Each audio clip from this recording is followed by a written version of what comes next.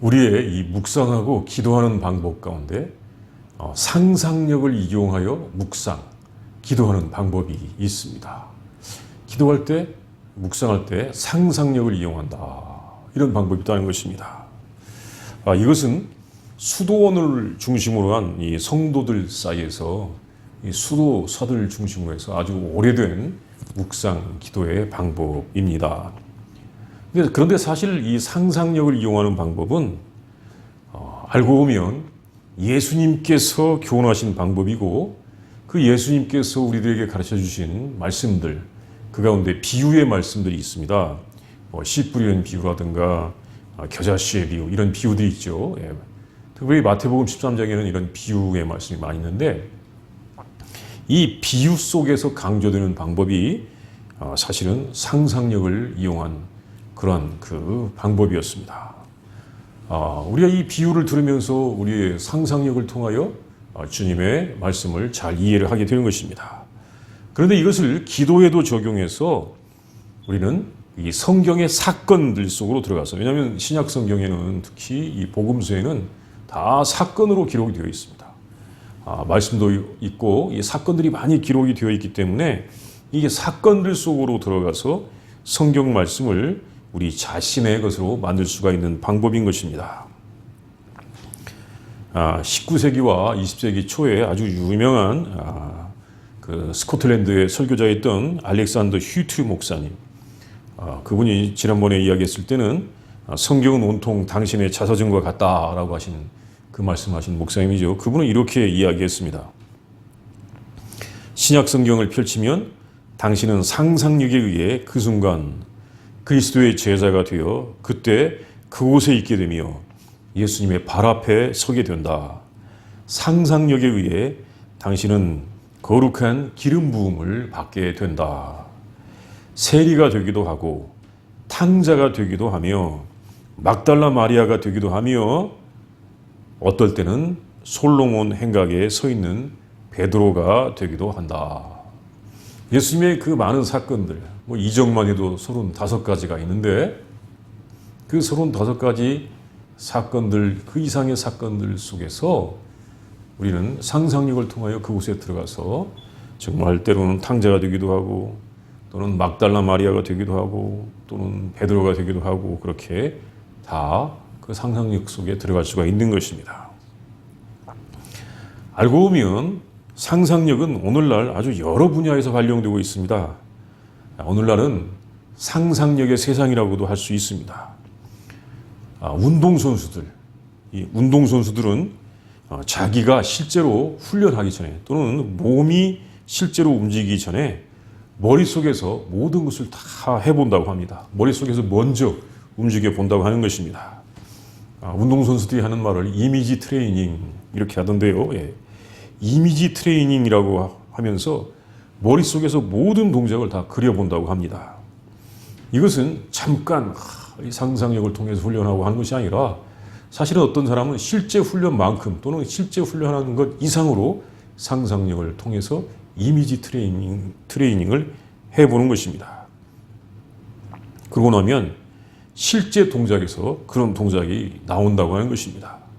또 어떤 사람은 심지어 우리의 이 근육을 만드는 것도 상상력의 훈련을 통해서도 만들 수 있다고 할 그 정도입니다. 이 상상력은 아주 큰 능력이고 아주 다양하게 활동하고 있죠. 다양하게 활용되고 있습니다. 사람들이 상상하던 것을 과학자들은 그것을 물건으로 만들어내고 있습니다. 또 이 세상의 모습도 누군가가 상상하던 대로 나아가고 있다고 할 수 있습니다. 누군가의 상상으로 나가냐, 굉장히 중요하죠. 하나님의 종들의 상상의 세계로 나가느냐, 아니면 하나님을 대적하는 이 마귀의 일꾼들의 상상의 세계로 나가느냐, 이런 것도 굉장히 중요한 것입니다. 상상력은 이 아주 중요한 사람의 정신적 능력인 것입니다. 이런 상상력이 아주 일찍부터 묵상, 기도에 활용이 되었던 것입니다. 13세기에 프란치스코 교회 아주 유명한 수도원 원장이었던 성 보나벤투라, 굉장히 유명한 수도사이십니다.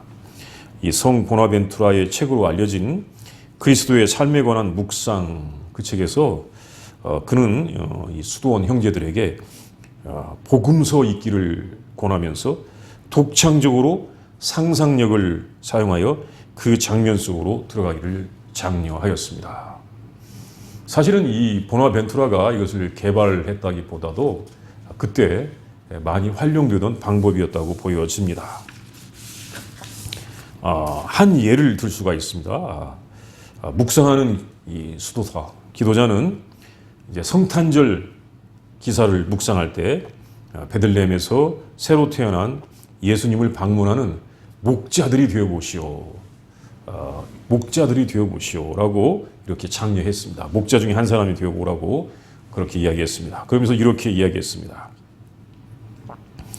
구유에 누워 계신 아기 예수님의 작고 아름다운 발에 키스를 하고 그분의 어머니에게 잠시 그분을 안아볼 수 있게 해달라고 요청하시오. 그분을 잡고 당신의 팔에 안아보시오. 그분의 얼굴을 깊은 애정으로 바라보며 경건하게 그분에게 입맞추고 그분 안에서 기뻐하시오. 그대는 자유롭게 이렇게 할 수 있을 것입니다. 왜냐하면 그분은 죄인들을 구하기 위하여 오셨고 죄인들을 구원하시기 위해 겸손하게 죄인들과 대화를 나누시고 그분 자신을 죄인들을 위한 양식으로 내어놓으셨기 때문입니다. 이렇게 보나벤투라 수도사는 동료 수도사들에게 이렇게 상상력을 통해서 그 사건의 현장으로 들어가라고 이야기를 했던 것입니다. 그러니까 이런 묵상, 이런 기도는 시간을 초월해서 예수님의 사건의 현장으로 들어가는 것입니다.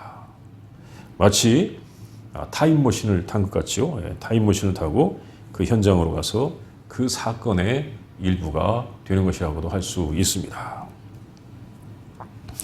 이렇게 상상력을 통하여 묵상하는 것이 복음서의 말씀들을 특별히 예수님의 사건들을 특별히 묵상하는 것이 종교개혁 이전의 교회의 성도들의 기도의 방법이었다고 합니다.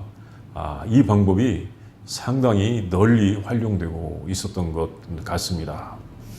렉시오 디비나의 한 과정이었다고도 그렇게 보는 분도 있습니다. 이 방법은 아까 말한 것처럼 이 복음서 속의 사건들을 그 사건들 속으로 들어가는데 이 복음서 속의 사건들을 기억할 수 있는 아주 좋은 능력을 갖도록 해줍니다.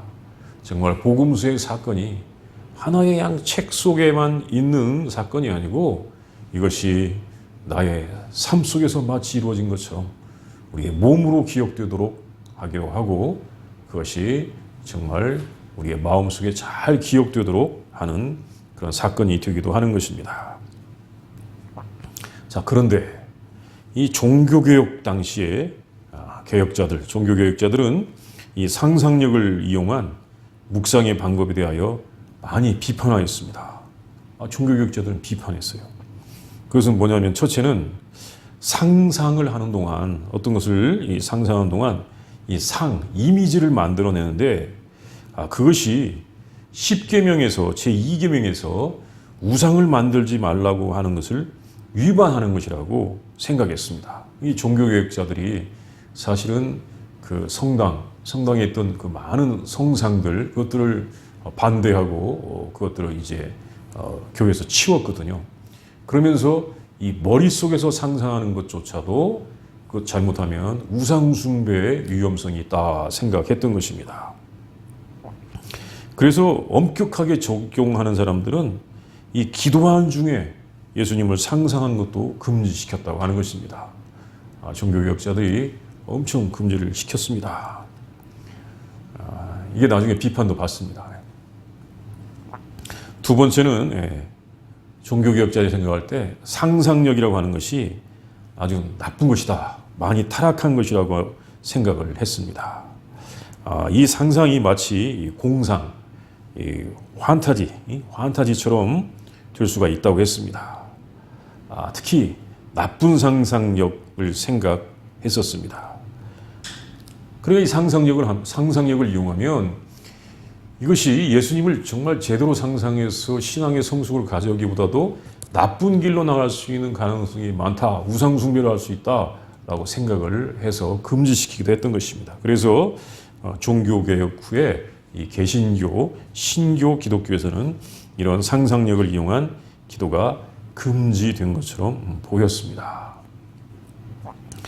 그런데 이 종교개혁의 영향을 받지 않던 저쪽 남쪽 스페인 쪽 그쪽에서는 이 상상력을 이용한 묵상 기도가 더 발전되어 갔습니다.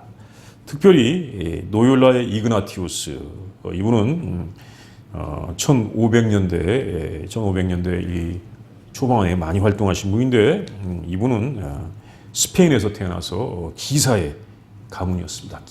기사의 가문이어가지고 기사가 되기를 원했었습니다.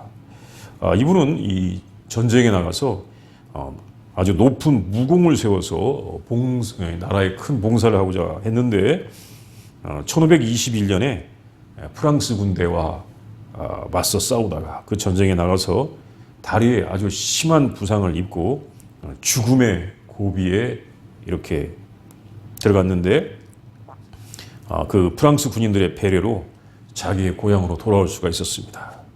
그래서 이 사람은 이 심한 부상에서 이제 회복하기 위하여 약 6개월 동안 병상 생활을 하는 중에 그리스도의 생애라는 책을 읽으면서 그때 많이 묵상을 했습니다. 그리스도의 생애를 읽으면서 정말 이 상상력을 통한 이 기도, 묵상을 많이 한 것입니다. 그러면서 이분은 아주 온전한, 순전한 그리스도인이 되었습니다.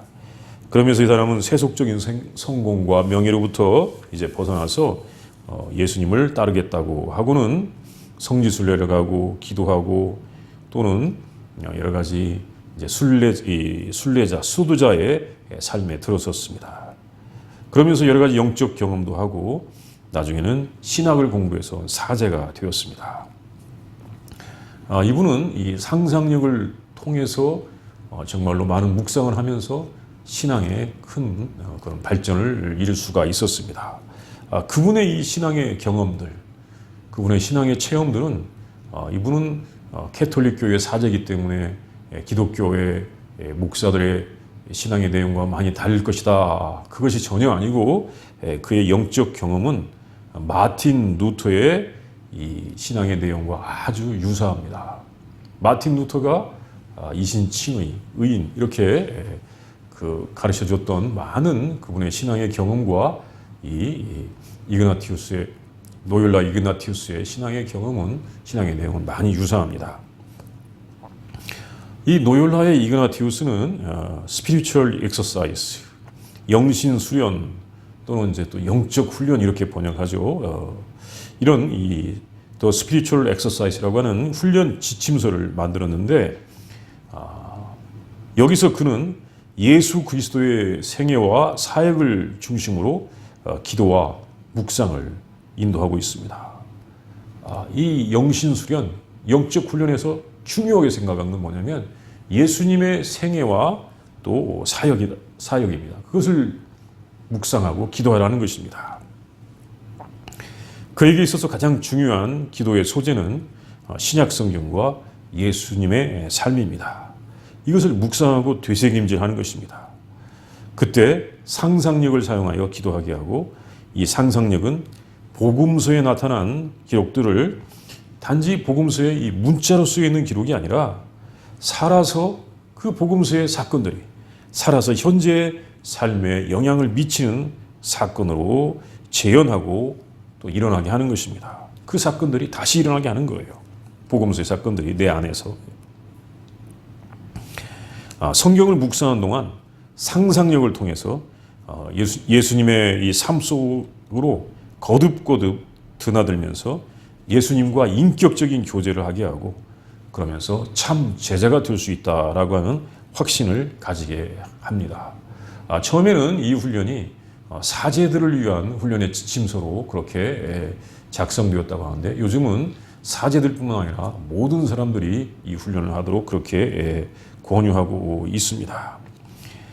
이 훈련은 4주간, 실은 4단계라고 해야 됩니다. 4단계의 네 단계로 되어 있는데 첫 번째 단계, 첫 번째 주간에는 무엇을 묵상하냐면 죄에 대하여 묵상하라고 합니다. 죄.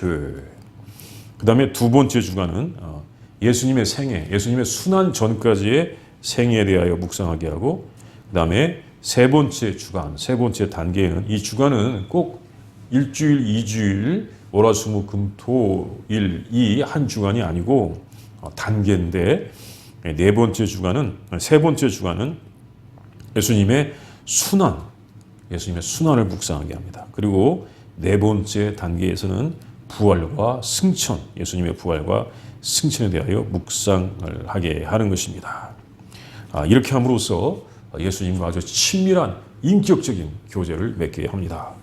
또 이 노율라의 이그나티우스 말고 거의 비슷한 시대, 약간 좀 조금 늦지만 이 비슷한 시대에 아빌라의 테레사라고 하는 또 이 가르멜 수도원 원장이 있습니다. 이 아빌라의 테레사 이 수도원 원장도 수녀도 성경 묵상, 기도를 많이 강조한 수녀 원장인데, 이분은 이렇게 말을 하였었습니다.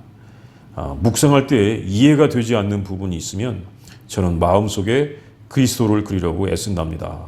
저는 이런 식의 일들을 많이 하곤 합니다. 제 영혼이 이런 방법을 통해 많은 유익을 얻었다고 생각합니다. 이렇게 예수님을 마음속에 묵상한다. 그러면서 이분들은 정말 기도가 무엇인지를 알게 되었고 예수님과 친밀한 인격적인 교제를 나눌 수 있게 되었던 것입니다. 이렇게 이 노율라의 이그나티우스나 또 아빌라의 테레사 등가 이런 분들은 종교 개혁의 영향을 받지 않는 유럽의 남부 스페인 쪽에서 수도하던 분들이었는데, 이 나머지 유럽 기독교의 세계는 종교 개혁의 영향을 많이 받았었습니다. 그래서 이렇게 상상력을 이용한 기도의 방법은 종교 개혁 시대 이후에 이 개신교 프로테스탄트의 열기 속에서 사라진 것으로 보였었습니다. 그런데 알고 보니까 미국의 이 대각성 운동을 일으킨 아주 유명한 목사님이 있습니다. 조나단 에드워드. 조나단 에드워드는 미국의 대각성 운동을 정말 촉발시킨 아주 유명한 목사님이죠. 이 조나단 에드워드 목사님의 설교에서 이 상상력을 이용한 방법이 많이 사용되고 있는 것이 발견됩니다. 그거 알고 보니까 또 조나단 에드워드 목사님은 이 상상력을 이용한 기도, 이것을 많은 사람들에게 이야기하면서 옹호하였습니다. 그분은 이렇게 이야기했습니다. 하나님께서는 우리에게 상상력과 같은 기능을 주셨기 때문에 우리는 이 능력을 발휘하지 않고 영적인 것들과 보이지 않는 것들을 생각할 수 없습니다.